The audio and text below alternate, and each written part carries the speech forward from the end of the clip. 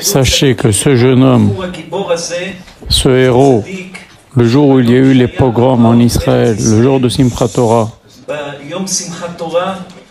il s'est rué pour combattre les terroristes, pour défendre le peuple d'Israël. Il a donné ses yeux, il a sacrifié ses yeux pour le peuple d'Israël. Ce jeune soldat s'appelle Yonatan Yoshiahu Pinto. Le Rav dit qu'il a les larmes aux yeux. Alors le Rav lui dit, je vais te dire une chose, tu vas me dire une chose. Tu t'appelles Yonatan. Yonatan, c'était le fils de Shaoul. Le prophète Shmuel a dit à Shaoul que s'il allait sur le front ce jour-là, lui et son fils allaient mourir. Et malgré cela, ils ont été comme sur le front et ils sont morts. Shaoul HaMelech aurait pu prendre son fils Yonatan et partir et éviter la guerre et éviter de mourir. Shaoul et Yonatan se sont sacrifiés pour lutter contre l'ennemi. Maintenant, tu t'appelles aussi Yoshiahu. Savoir que Yoshiahu, le roi Yoshiahu, c'était le roi le plus tzaddik de Am Israël. Nos sages le considèrent au même niveau que David HaMelech. Dans le Tanakh, il est marqué que c'est le roi qui a eu la meilleure conduite parmi tous les rois d'Israël. La Gemara dit sur le verset le roi Chapecha Meshiach Hashem, on parle là-bas de Yoshiahu HaMelech qui aurait pu être le Mashiach, car il a fait faire tchouva à tout Am Israël. Comment il est mort? Il a laissé rentrer le roi Paro d'Égypte avec toute son armée en Israël et contre l'avis du prophète Irmia. Finalement, le roi Paro a décidé de le tuer et lorsqu'il avait pris des dizaines de lances dans son corps, il était en train d'agoniser, il a commencé à dire quelques mots. Le prophète Irmia s'est penché pour entendre ce qu'il disait avant de mourir. Et Yoshiahu HaMelech a dit, ça c'est arrivé parce que je ne t'ai pas écouté. Il ne s'est pas rebellé contre Akadosh Baruch Hu. C'est lui d'ailleurs, Yoshiahu HaMelech, qui a décidé de prendre le Aron HaKodesh 40 ans avant la fin du premier temple. Il a compris ce qui allait arriver, qu'il allait avoir destruction du premier temple. Il a caché le Aron HaKodesh et on ne sait toujours pas où il est caché jusqu'à que Mashiach arrive.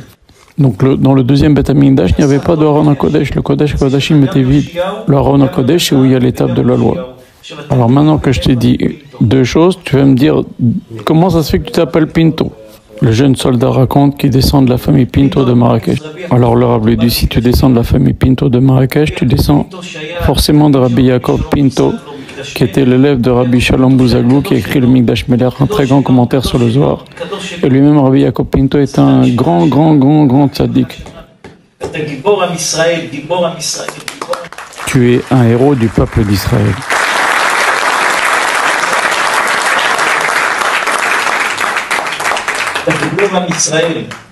אתה גיבור עם ישראל, גיבור עם ישראל, גיבור עם ישראל. הקדוש ברוך הוא ישמור אותך ויברך אותך וישמח אותך. Qu'Akadosh Baruch Hu te protège, te bénisse et te réjouisse. Regarde comme tout le monde t'aime. On est tous très émus. Le soldat prend la parole et raconte comment ça s'est passé le 7 octobre.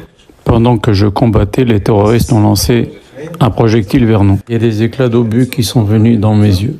Après, il y a eu des soldats d'élite Golani qui sont sortis, qui ont tué tous les terroristes. Après, on a couru pendant plusieurs kilomètres. Et le Rav lui dit, mais tu courais sans voir? Le jeune soldat, il dit oui. Et le Rav, il en pleure.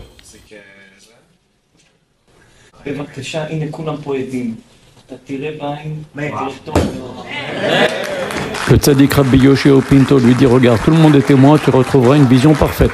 Bezrat Hashem.